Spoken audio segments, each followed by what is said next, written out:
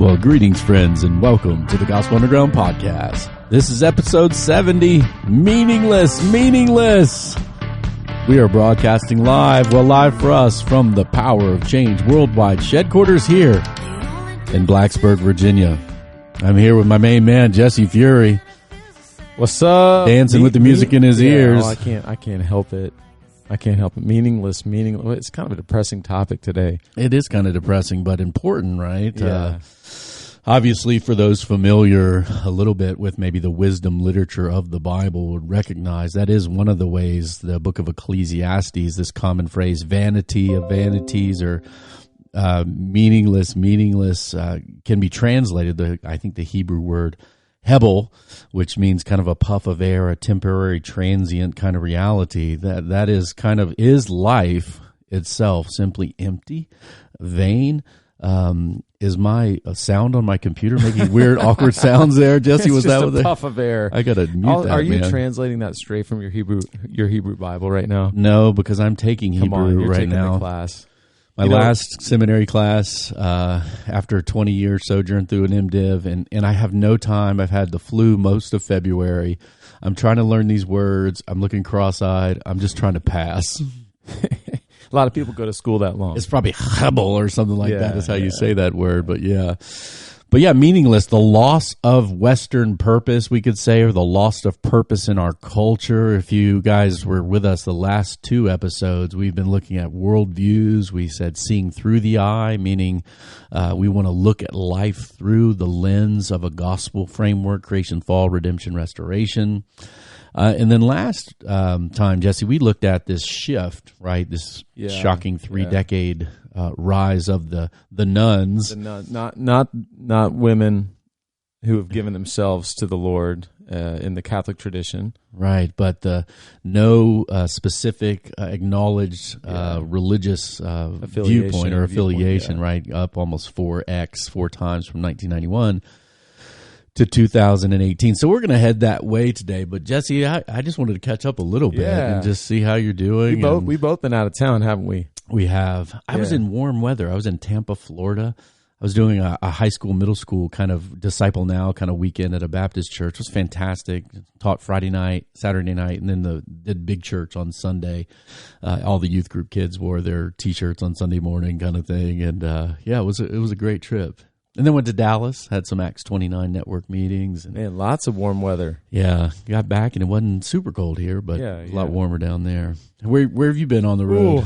I was up in D.C. Visiting family. We homeschool, and so we did a little field trip. Obviously, you're in Virginia, and if you're in any kind of school, you go to D.C. D.C. for field trips. DC, So we did a field trip. We hit up like 7 different. We did American history, natural history, the zoo, the botanical gardens, American Indian Museum, the Capitol building. We just hit it all up. Vietnam, World War II memorials. No, man, we didn't hit it all. Okay, and we did. And we went. Probably my highlight of the whole thing though was we went to a Washington Wizards basketball game. Ooh. Brought our 3 older kids, and we got hooked up with some box seats. Are they good at basketball? I don't know No, anything they're about the not Wizards. good, but they're fun. Oh, okay. Yeah, Okay, yeah. so we won though, so that was fun. And like we won fun, like sports marketing environment kind of fun, or no, the Wizards like play the a wide team. open game. Yeah. Like we're one of the faster paced, most fun offensive teams, right? But we don't play defense. Oh, okay. So we lose a lot of games, like 128 to 134. But they're fun. They're fun, and it was a Wednesday night, so it's pretty empty. So you could in box seats, man. It's pretty close. Were you eating like prawns or something? They were feeding us. No, shrimp. There was food. The fridge was stocked with beer and soda and wine. It was. I've never done that. Wow. I'm always in the nosebleed, cheap seats. Yeah. Grew up in the D.C. area, all around D.C., and so I've gone to dozens and dozens and dozens DC of sports different games. teams. Yeah, but I've never done box seats. Wow. I felt like a king. It was wonderful. And you had your family with you. Yeah, and you're like the kids loved it. The king in his court. Yeah. So and we won. It was fun. It was fun. Yeah. And my brother is moving to L.A. And so we were saying goodbye. Had a big party, like 70 people, surprise parties, wild. And he's going to be a screenplay writer kind of guy? He wants to be a writer. Yeah. Yeah. He wants Fantastic. to write comedy. He wants to write. Is he funny? He's funny, yeah. Okay, so he's got a chance. Yeah. He's got it. Yeah, sure. He's got a chance. I mean, yes, he's going to do it. Awesome. Go, bro. Go, bro. Yeah. Love it, man. Well, hey, thanks. But it's good to be back here in the shed. Yeah, it's a beautiful sunny day here in Southwest Virginia. And we are talking about meaninglessness. Meaningless. Well, Welcome back. Well, hey, from last time. Yeah. We looked at this rise of the nuns, and a good friend of mine in New Jersey, who's a small business owner, he owns Penstock Coffee Roasters, kind of one of the more successful coffee roasters in New Jersey, actually, named Ben Shellac. Ben is also like a polyglot. He speaks multiple languages. He could teach my Hebrew class probably. Just a super smart guy, Vanderbilt graduate, neat guy. So he listened to the last episode and was texting with me a little bit. And he shared with me some information from a research fellow at the Institute of Family Studies named Lyman Stone, who looked at the demographic trends of secularization and nuns and all that stuff. And now his name's Lyman Stone. That's like a Puritan name. Yeah. I love it. Okay, now, I like it. Okay. Now, Eved is Even, I think, is the Hebrew word for stone. And so the way I memorize that word is I say Evan Stone. It sounds like some guy on TV or something. That's kind of what I do it. Hey, now it's Evan Stone. Hey, Evan Stone. That's how you know you're Hebrew. But he mentioned this guy's Twitter thread, and I'll put it in the show notes, about how religiosity seems to stabilize around age 18.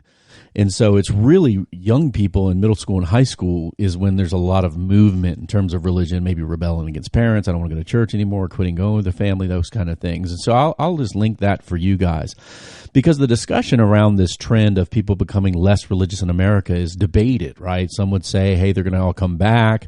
There was a study from researchers from Harvard and University of Indiana that was in the Federalist. I'll link this as well, that was talking about the faith that's being dropped in America is kind of casual, non-church attending, not very serious faith at all, is actually what's falling apart. And it's really what kind of faith, the kind of faith that actually goes to like church or synagogue or things like that, is actually very robust. In fact, the articles says Christianity is not shrinking but growing stronger in America. And so I guess you got to talk about apples and apples. But, will these young people who are kind of stepping out on things, or will they come back? That's the big debate. And so if you're interested in that, there's some articles that say no to that. There's a website called 538 from ABC News that has an article that said millennials are leaving religion and not coming back. And then, of course, you can see that article in the Federalist about the strengthening of American Christianity in this season of kind of, where blase, non-believe anything, faith is really not faith, kind of is going out. Yeah, but now, so how do they?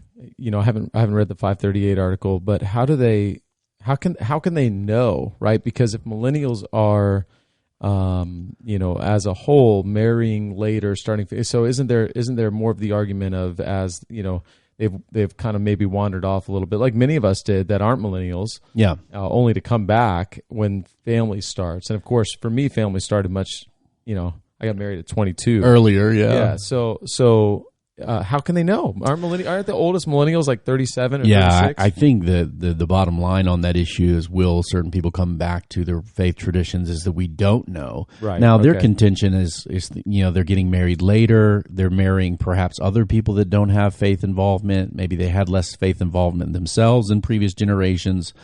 So it's there. And I think there's a little bit of prognosticating that's based upon your own opinions about secularization and your own views on what you maybe even want to happen amongst the young people. And I think there's a little bit of a hand wringing. I even heard it from a friend this week, like, this amount of young people are leaving the church. It's going to all, the sky is falling kind of thing. But it really doesn't change what we should do, obviously. I mean, we should care about young people, and certainly my ministry, your ministry, is dedicated to kind of connecting, training, reaching the next generation, and helping the church to do that. That's why we do this podcast, even, by the way.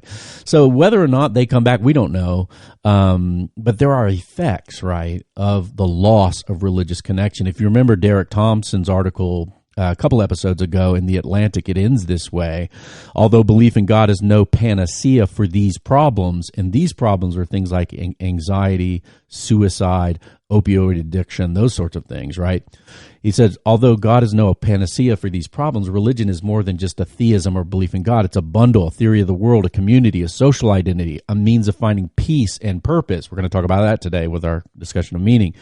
And a weekly routine. Those like me who've largely rejected the package deal often find themselves shopping a la carte for meaning, community, and routine to fill a faith-shaped void. Their politics is a religion, their work is a religion, their spin class is a church, and not looking at their phone for several consecutive hours is their Sabbath. So the contention was in that article, American nuns may well build successful secular systems of belief, purpose, and community, but imagine what a devout believer like you, Jesse, might think, millions of Americans abandoning religion only to recreate it everywhere they look. And so the question is, are there downstream problems for those kind of engaged in this cobbling together out of work or Instagram photos or personal likes or self-building, trying to become a human being of value, purpose, and meaning in a world where the kind of meaning-building institutions of family, church, politics, maybe God, country, patriotism are gone? How is that going for the next generation? And here's what we're going to look at the next few episodes. We're going to look at meaning and purpose. We're going to look at sexual morality in our culture. How's that going for people who are living with kind of very minimalistic sexual morality? How's that going? And then finally, family coherence. What's happening to families?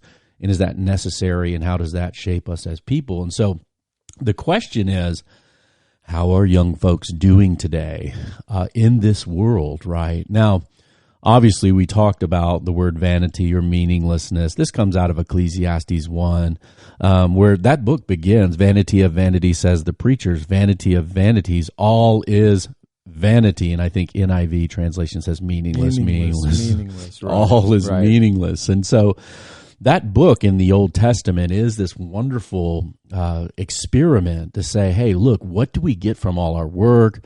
The world's kind of stays the same. It's weary. We live, we die. It's like a conveyor belt of life.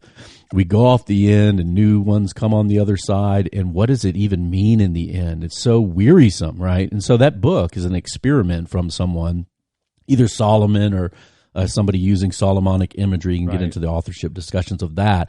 But the basic, Solomon said, I'm going to run an experiment. Where can I find, purpose?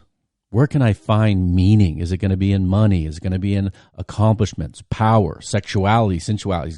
Where is it? And he basically tries all these things, and they utterly fail him. And I think our generation of young people is sensing that a bit in our day. There's an article in The Sun, which I know is a little bit tabloidish in the UK, but they quoted a survey where the younger generation in Britain, a majority, 89% of 16 to 29-year-olds claiming their life lacks purpose or meaning. And that makes people anxious. And so this is something that I've noticed just anecdotally, Jesse, talking to my own kids about how their friends. Just today, my middle daughter said, hey, I got to stay after school just for a little while because I need to talk to one of my friends who's kind of having a breakdown. Now, look, man, we're in Blacksburg, right? It's a college town. It ain't like there ain't bullets flying, right? I mean, there have been bullets flying in Blacksburg before, but you know what I mean? It's not. You can think of a lot more places. It's not Syria, right? Idyllic community, right? I mean, you got this is small town America, highly educated, but a highly educated, yep.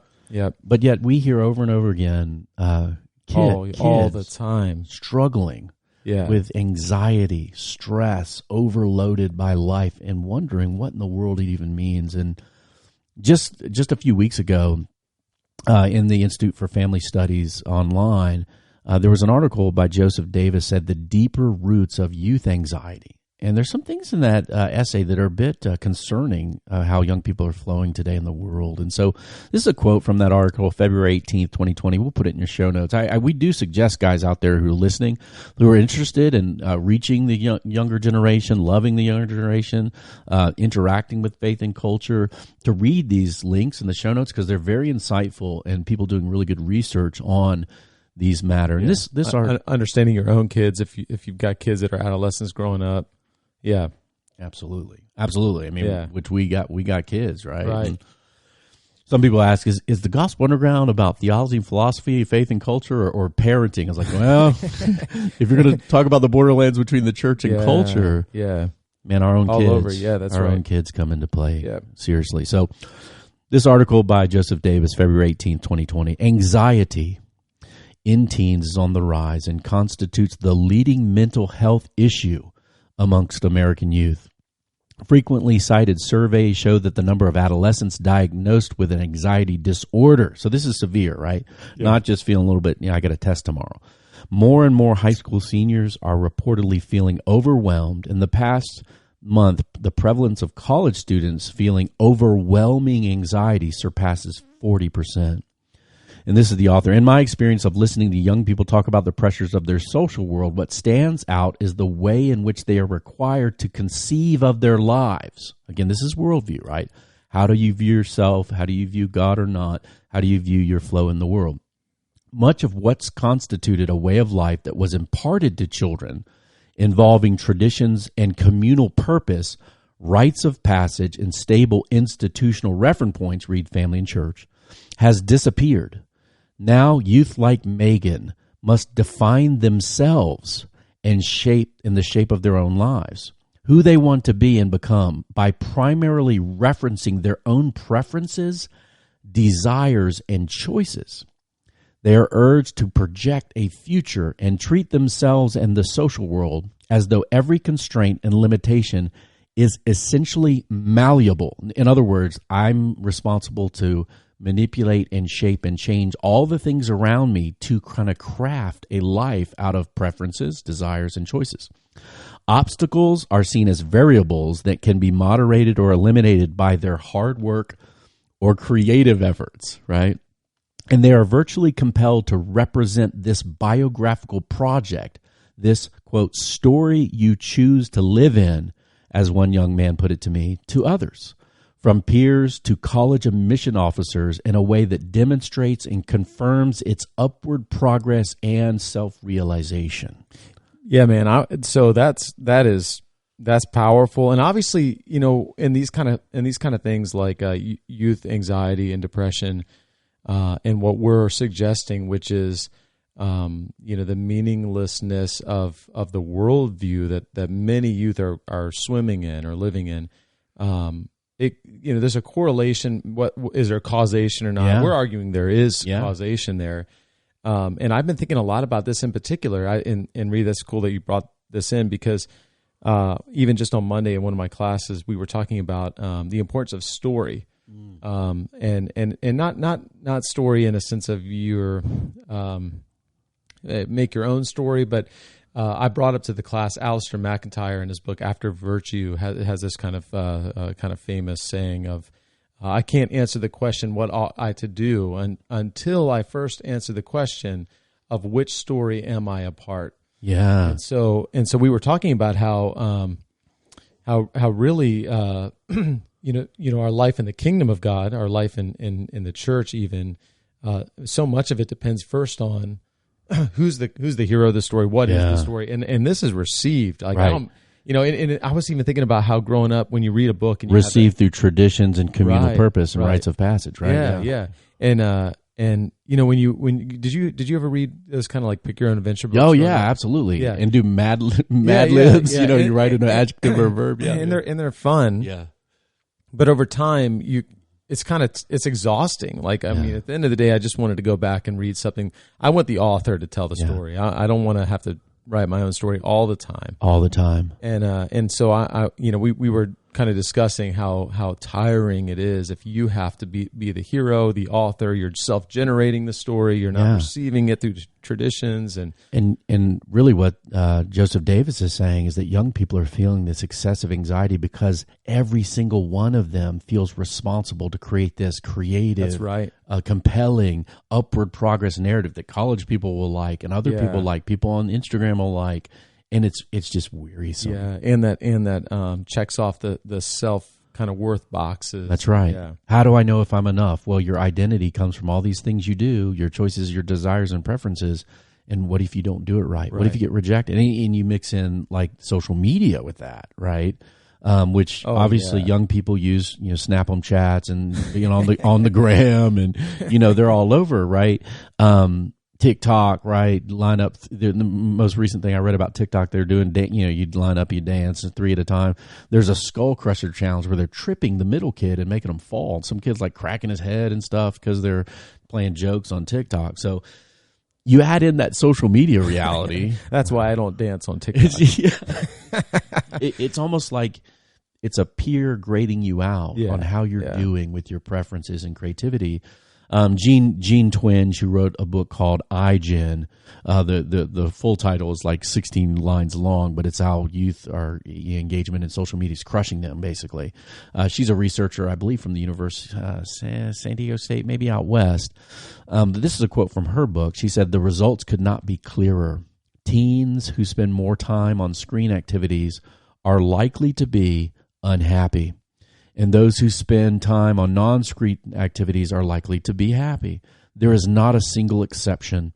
All screen activities are linked to less happiness. All non-screen activities are linked to more happiness." And so, let alone, your life as a choose your own adventure book, now that you're the hero, you got to write your own story, you got to make yourself, you got to create and generate your own meaning, right? It doesn't come from outside yourself, it comes from yourself. Doing that and then putting that in a social media world where you're graded out at all times, is utterly exhausting. Even just this week, a new study came out that was published in the American Economic Review called "The Welfare Effects of Social Media." Now, this is from the abstract of that research that says we are finding that deactivating Facebook for 4 weeks did this: reduced online activity while increasing offline activities such as watching TV alone, socializing with family and friends, reduced both factual news knowledge and political polarization, which that's a mixed bag, but this is the one that hit me. It increased the subjective feeling of well-being just by being off Facebook for 4 weeks. I can confirm that. You can testify. I can testify to that. Amen. Yeah. So if we're living in this world where the story we find ourselves in has to be generated by self every day, what of meaning and purpose, right? Now, the interesting thing about this project of localized, self-generated, we might call it proximate meaning, is the project that's connected to unbelief in the disappearing of certain institutions, right? It's almost like there is no ultimate meaning anymore from outside of ourselves, from God or creation or telos, like we talked last time, like design of God. What is the purpose of all this? There is no mega purpose. So we're just stuck, right, creating our own. You better do a good job. Now, this is stated very clearly in a book called Is Belief in God Good, Bad, or Irrelevant?, which is a dialogue, very interesting book between an atheistic scientist who's got a PhD in zoology, who's also the punk rock lead frontman from the band Bad Religion, named Greg Graffin. It's a dialogue between Graffin and a Christian professor named Preston Smith. And Graffin clearly articulates in this book that there is no ultimate meaning to life or the universe. It's all just naturalistic bumping of matter and energy and time and evolutionary processes, so that we are stuck with, and he doesn't feel stuck with it because he's the punk rock frontman of Bad Religion, right? He's a bad bottom guy, right? He says the only thing we have is proximate meaning or localized meaning that you have to create yourselves. You have to find it outside, not from outside yourself, but you make it yourself. Now, this is great. Like if you're, famous YouTubers and, everyone loves you and you got millions of followers and millions of dollars. But what about just the average person, young person in a high school traveling through and said, well, life has no ultimate purpose. Well, you better create something cool.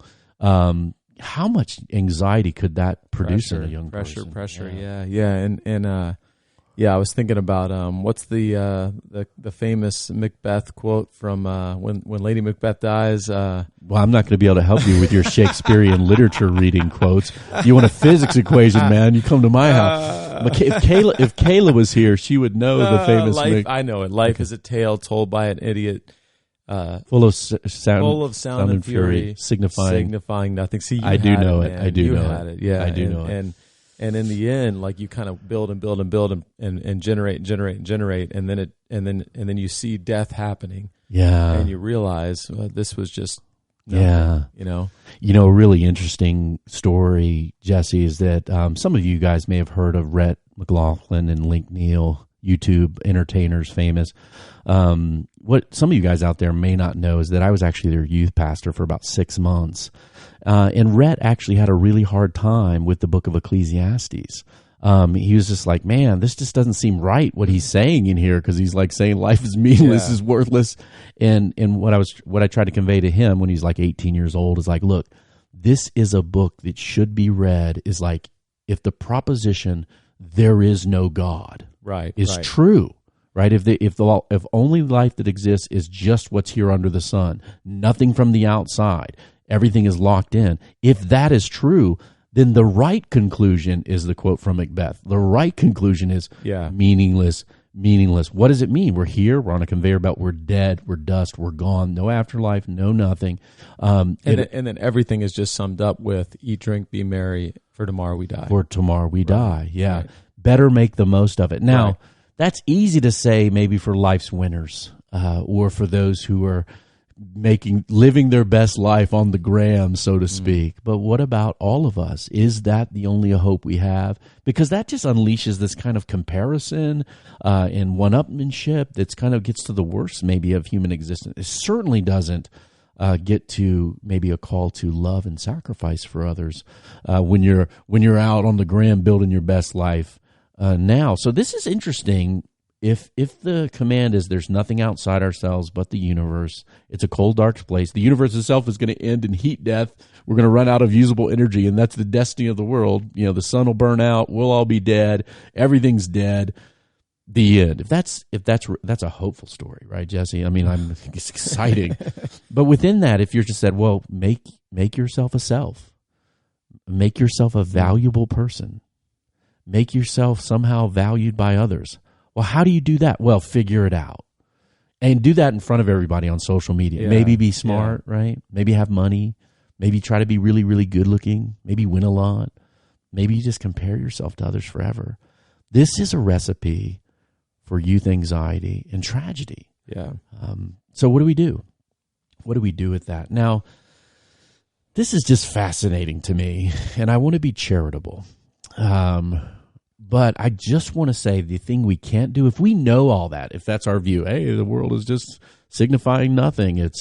Or as Jean-Paul Sartre would say, the life is a play with no exit. The only question left by philosophy is suicide, whether we should kill ourselves, right? If that's true, we can't lie to ourselves about that, right? Now, this is an interesting argument that was put forth by many people.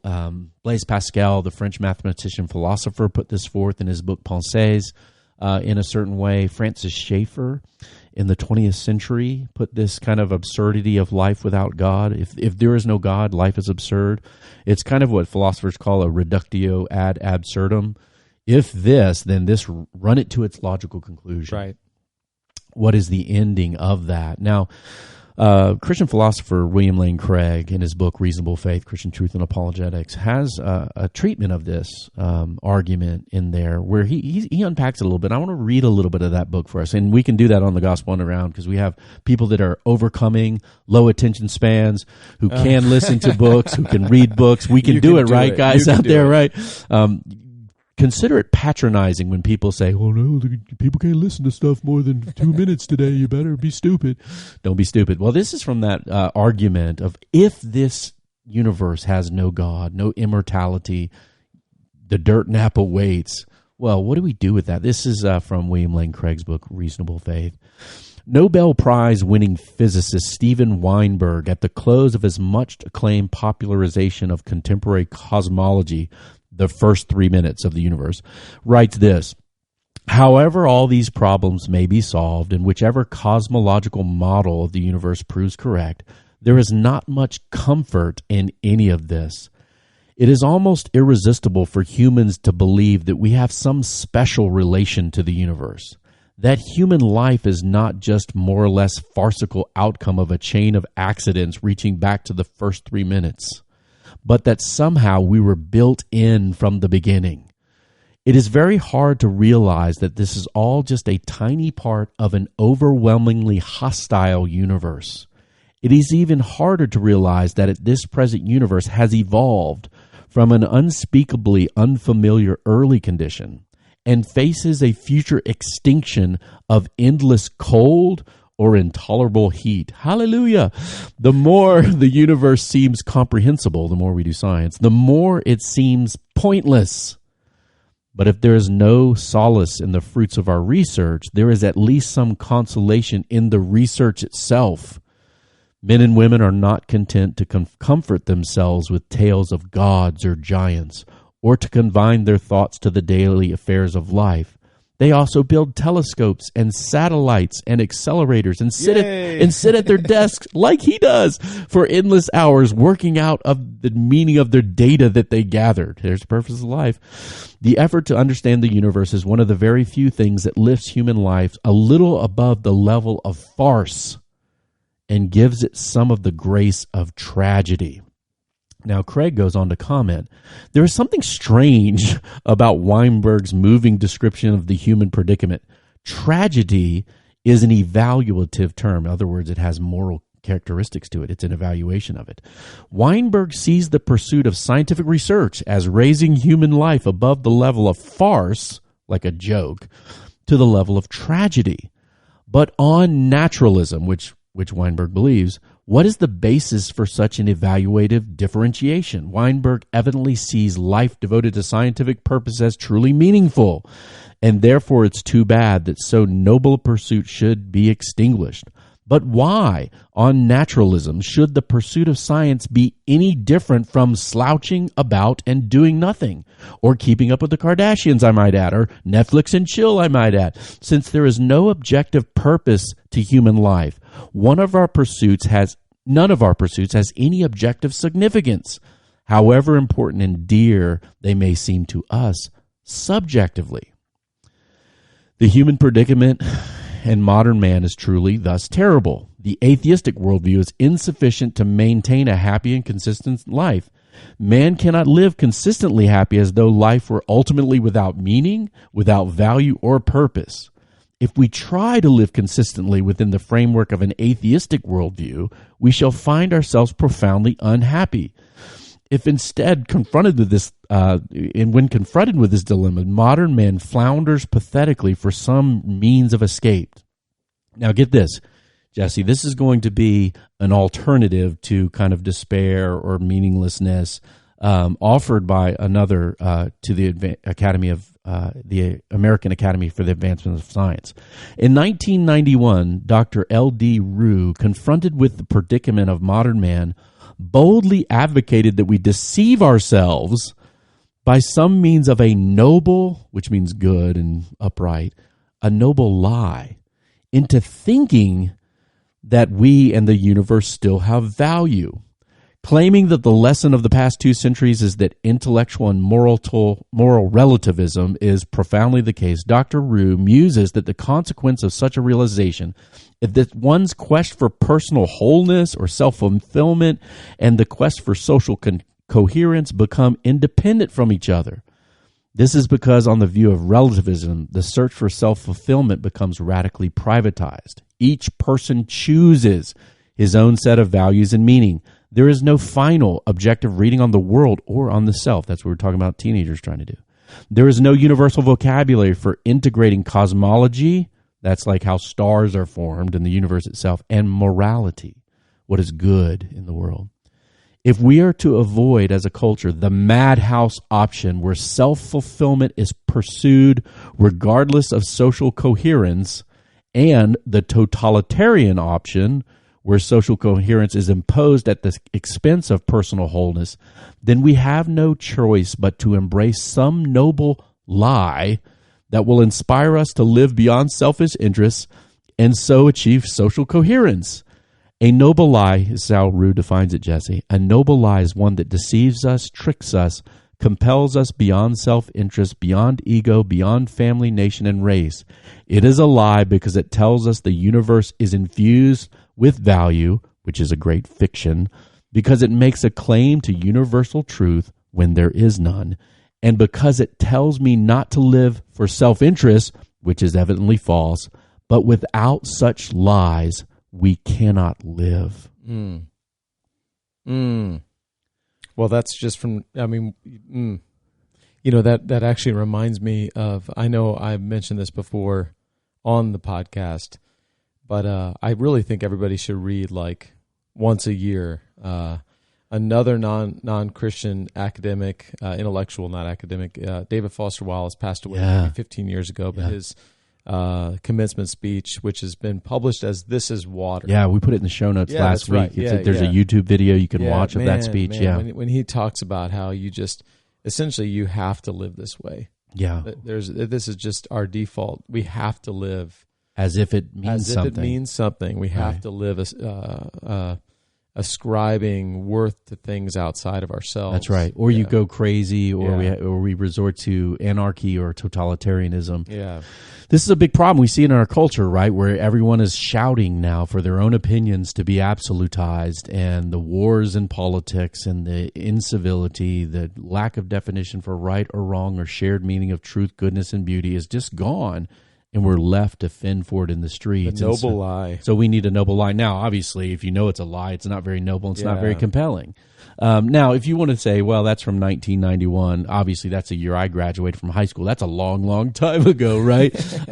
You might think, well, that's an old quote. We're getting past that kind of discouragement with kind of the materialistic, naturalistic worldview. Well, December 5th, 2019, just a couple months ago in the Wall Street Journal, there was an article by Erica Commissar that was entitled this, Jesse. Don't believe in God? ?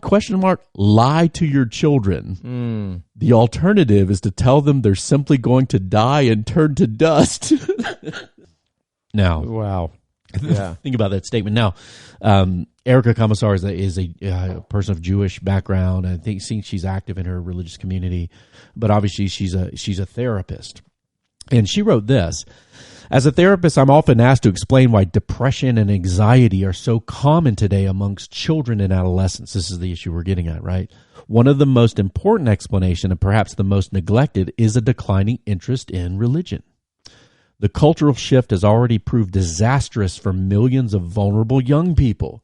2018 study in the American Journal of Epidemiology examined how being raised in a family with religious and spiritual beliefs affects mental health. Now, if you listen to kind of people who don't believe in God, they think, oh, you get raised in a religious home, it's terrible. But Harvard researchers had examined religious involvement with a longitudinal data set of approximately 5,000 people, with controls for socio-demographic characteristics and maternal health. Now, this is like you're born healthy as a baby. This is a long-term longitudinal study, controls in place for rich, poor, class, all those kind of things. The result of this study, children or teens who reported attending religious service at least once per week scored higher on psychological well-being measurements and had lower risks of mental illness. Weekly attendance was associated with higher rates of volunteering, a sense of mission in life, forgiveness, and a lower probability of drug use and early sexual initiation. Pity then that the U.S. has seen a 20% decrease in attendance of formal religious service in the past 20 years, according to a Gallup report earlier this year. In 2018, the American Family Survey showed that nearly half of all adults under 30 do not identify with any religion. Nihilism, that's nothingness, right? Believing in nothingness, is fertilizer for anxiety and depression. And being realistic is overrated. The belief in God, the protecting and guiding figure we rely on in times are tough, is one of the best kind of supports for kids in an increasingly pessimistic world. That's only one reason from a purely mental health perspective to pass down a faith tradition. I'm often asked by parents, how do I talk to my child about death if I don't believe in God or heaven? My answer is always the same: lie. The idea that you simply die and turn to dust may work for some adults, but it doesn't help children. Belief in heaven helps them grapple with the tremendous and incomprehensible loss in an age of broken family, distracted parents, school violence, and nightmarish global warming disaster prediction, imagination plays a big part in a child's ability to cope. And yeah, it does. And what an interesting. Well, Jesse, let me ask you this. Yeah. Let me ask you this: is there another alternative to lying? Yeah. What would it be? Well, you mean for someone who doesn't have the worldview of Well, just for any human being, right? Well, the other option would be that we believe. There's a story, right? That we believe that we don't have to lie. I do think what she's saying though is, it is what happens. Yes. Right. Like I know atheistic and agnostic parents who tell their kids that there's a heaven, and and then of course, if you've been in a hospital room as a dear loved one or a passes away, the most hardened atheistic family members will often coax them into what suddenly they say, hey, you're going to heaven. Yeah. Just on the other side of this, you're going to be in a better place. You're going to be in a better place. Yeah. And I've often wondered, like, do you? This is what what a load of bullocks. This is just a lie. You're saying a lie. Yeah. To help this person, but really part of that lie is just it's a pointer, isn't it? Like it's a pointer that I need this. I want to believe this is good. If only I could actually believe it. Yeah, her argument basically, you need to lie. Why? The benefits are too big, right? Yeah. She seems to be one that practices a faith tradition. My question is, why not believe? And to me, your word pointer, I think, is really helpful because these transcendent pointers of like meaning. Well, we don't want life to be meaningless and empty and the universe to be so what do? We have to lie to ourselves? Well, what if that's a pointer to a different truth than the one you're holding on to, that your life is empty and void and you're just stardust? Maybe there's something else to the story. We did the same thing with gratitude, right? Like, why is gratitude so good for people if there's nobody to thank? It seems to me that thanking someone would be more impressive. Now, the question is, in light of all this, right, because people want to make you believe sometimes that, being religious is not good for people. Well, obviously all the data says it's not good. Or being married, we'll see in a few episodes, right? Yeah. Having a family, is that, it's obviously good for people. But we don't want to ask why, or we don't want to challenge our own worldview if we don't believe in, say, like gods are giants, right? So what do we do? Here's the sad thing, and this is a quote from Blaise Pascal, who was one of the most brilliant people, I think, in history. Was a foundational in the modern scientific worldview and his foundation of mathematics, and obviously his philosophical reflections have been very valuable. And he became a believer, right, in his life through his studies. And probably his most famous book is the Pensées, which in French just means his thoughts. And he has a shocking statement about, this is like, what is he, 1600s or something? I think I don't have the dates for Pascal in front of me.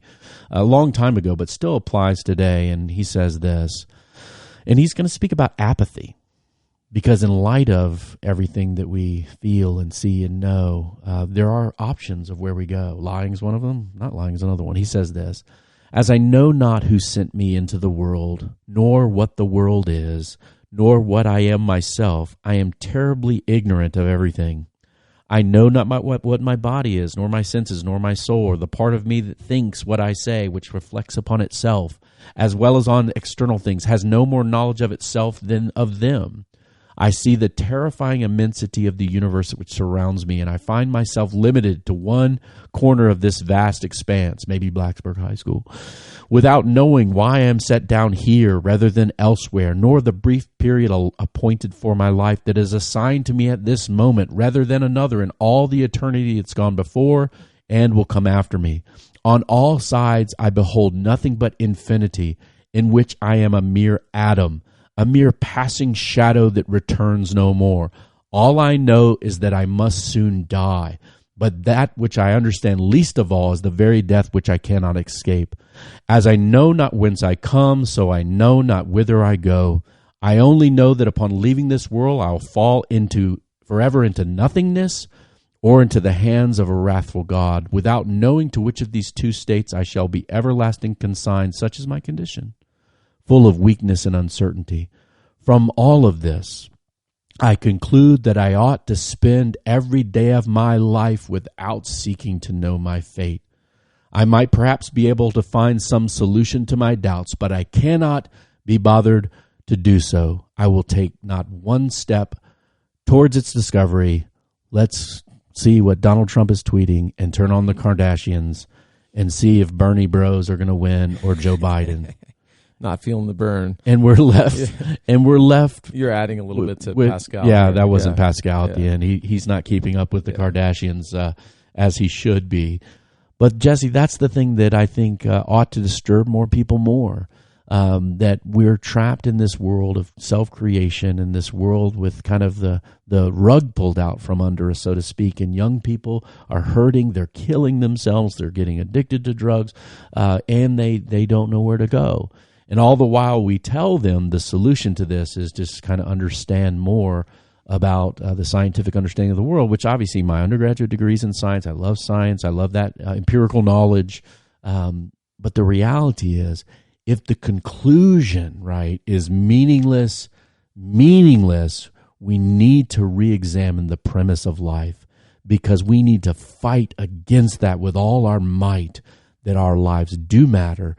Every single person can have purpose, and to say otherwise is actually evil. And can I just briefly here as we close, Reed? We got a lot of brother pastors listening, right? Yeah, and some guys listening. They're so serving churches and communities. Right. Yep. I've been giving a lot of thought to this as with what I'm doing with training young pastors, and thinking through really even the formation of a weekly service, a liturgy, in ways that are retelling the gospel story in song, prayer, creedal, like in the Sunday gathering, Sunday service, the reenactment of the story. Yeah, it really we are inviting people to participate in the drama of the gospel, the singing, the preaching, and recently I've been thinking through. There's this a really powerful, famous prayer that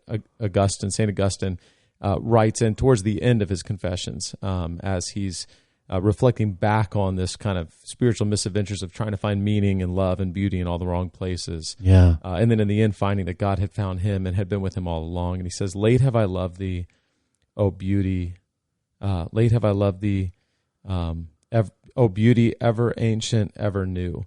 Yeah. And so that idea of beauty, ancient and new, I think is what at least what I'm thinking through with this, with thinking about creating traditions and